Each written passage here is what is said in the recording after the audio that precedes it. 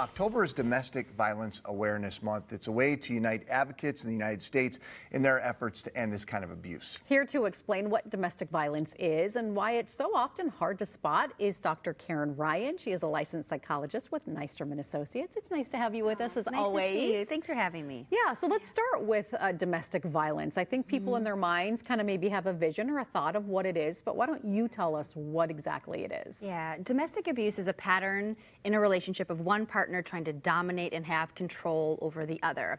And oftentimes it can be mistaken thinking it's an anger issue or this person's like emotional needs, but it's really about a belief system that this one partner believes that they have a right to have power and control over the other person.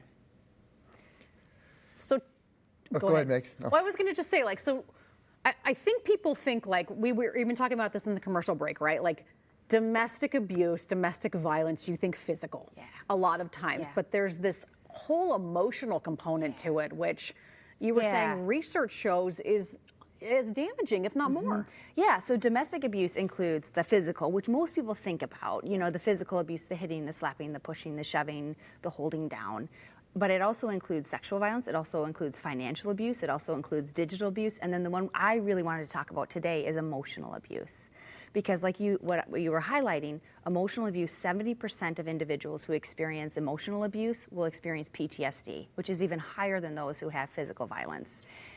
And we're going to dig into that in just a sec. I just kind of want to set up first, too, that I think oftentimes people think this is it's a man, woman. It's that's not necessarily the case either. Absolutely. It can happen to any partnership, so any gender. It can happen to any socioeconomic status, any education level, any religious or ethnic background. It is pervasive. And so it's really important to recognize that this can happen to anybody. 1 in 3 women, 1 in 4 men will experience like interpersonal violence, interpersonal abuse at some point in their life. So this is very prevalent and it can happen to anybody, Chris. Exactly. Can we talk a little bit about some of the ways to recognize emotional abuse? Yeah. Yeah, because it's harder to see. It is really harder to see. And so I have a list here that I think is really helpful to read. And again, like emotional abuse is just as damaging as physical abuse. And a lot of times people say, well, they've never hit me or that's never happened. And so it's really important to recognize. So here's the list. And the more yeses that you have in this is the more likely that you're in an abusive relationship. So does your partner tell you that no one else will love you? Do they talk negatively about your friends and family and try to keep you from seeing them? Do they make you tell them where they're going and why, and do you get in trouble if you stay too long? Do they call you names, swear, or yell at you? Do they see you as sexual property or that you owe them sex? Do they accuse you of flirting or get easily jealous? Do they threaten to hurt themselves if you leave or upset them? Do they blame you for everything that goes wrong? Embarrass, put you down, humiliate you in front of others? Act like their time, energy, plans are more important than yours? Intentionally say things to hurt you? And do you work hard to make sure you don't upset them or avoid certain topics? Or do you spend a lot of time and energy trying to make them happy? So it's a hard list. If you're checking any of those boxes, or somebody at home's checking any of those boxes, where does it become a concern enough where you're like, okay, I've got to do something about this? Yeah, I think if any one of them are checked, it's time to think about what's going on here in this relationship. It's time to start talking to a friend, a loved one. And the main thing is recognizing, like, if that's happening to you, it's not your fault. And that's what's so hard about emotional and psychological abuse is your partner is convincing you that you're the problem. You're irrational, you're too emotional. Why can't you just do this? Like, my rights are more important. And what that does is it really breaks down your self-esteem and your self-worth, and you start to believe that, right? And so that can be another thing that people are, how did I get to this place where I don't believe that I have a right to be treated better? But that's the nature of emotional abuse. And so if that's happening to you, knowing you are absolutely not alone, and that's why emotional abuse is so damaging. You said the word partner, but as you were reading off just now and talking with Chris, if your partner makes you feel this way or says these things to you, but as you were reading off this list of things, I kind of thought like of a parent. Could there be emotional abuse in a parent-child relationship even? Because you could answer yes to some of these, right? Do you work hard to make sure that you don't upset a parent to avoid certain topics. Yeah. Do they yell at you, put you Yeah. down, ridicule you, treat you in a condescending manner? It can happen in any relationship. Yeah, absolutely. And so sometimes it might be, you know, an adult recognizing this in their older parents. It might be a teenager recognizing this in a friendship or in their parents. And so I think it's a really important list to think about. Like, these are signs that I am in an unhealthy relationship. And maybe need help. Yeah. You have some some other talking points here that are pretty interesting when you Yeah. kind of look about some facts.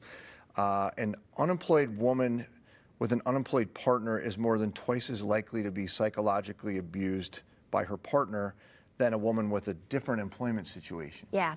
And so what we'll see is that pattern of the need to have dominance and power and control. And so what we see is if the woman, this is in man-woman Yeah. relationships, that has been studied, is that if the woman is employed and the man is unemployed, she's more likely to be abused. And if she is more like 65 or greater percent of like the household income, she's more likely to be abused. And we see this pattern then as that one person gets more powerful and has more of a voice and more empowerment, then that other person will need to put them down. And so that research is a perfect example of that. And so again, that can be like a fact checking of like, wait a minute. Yeah. Like, I am contributing to this relationship and I know what I'm talking about. And so that pattern is absolutely prevalent. So what do you do if you're in a relationship, if you've answered yes to some of these questions and you need help? And what do you do if you're someone who sees a loved one in this kind of relationship? Yep. And so if you start to notice that, like, recognize this isn't your fault, right? There's nothing you can do to change this person. They have to change their belief system. How do you get more empowered? And so starting to talk to a friend or a loved one or a family member, somebody you trust. This is a really helpful time to come into therapy. I recommend coming in for individual therapy. Sometimes the drive is to come in for couples.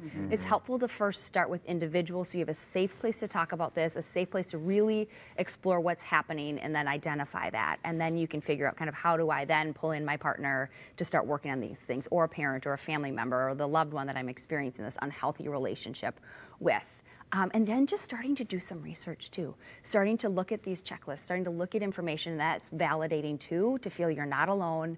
Okay, all these signs, I'm seeing them, and starting to call. And if you see a loved one in that, ask him these sort of questions. Well, I was going to say, is it appropriate to even bring it up? 100% appropriate.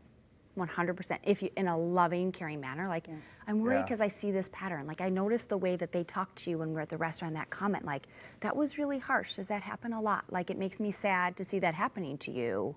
Yeah. And just having a conversation. Do not be afraid to ask the questions. You will not hurt that person if it's not happening. Yeah. And you could help really their self-esteem and Validate even for save their them. life. Yeah. Sometimes you if need to it hear is. it from Yes, somebody you else. You do. right? So- Exactly. Yep. Well, Dr. Ryan, thank you. Yeah, my pleasure. Good to see you. Nystrom and Associates provides care in the fields of psychology, psychiatry, family therapy, and more. If you are struggling with stress or anxiety or depression or addiction, make sure that you reach out to them. There is help available.